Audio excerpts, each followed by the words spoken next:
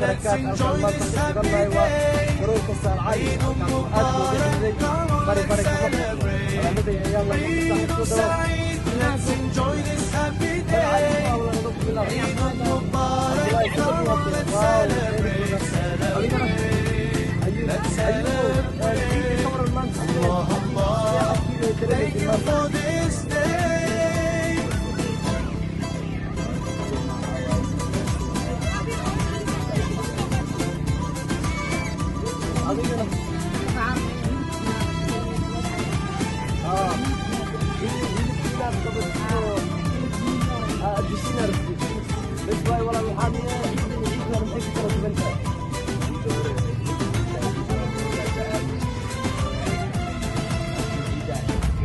Feeling so good, smiles and greetings everywhere.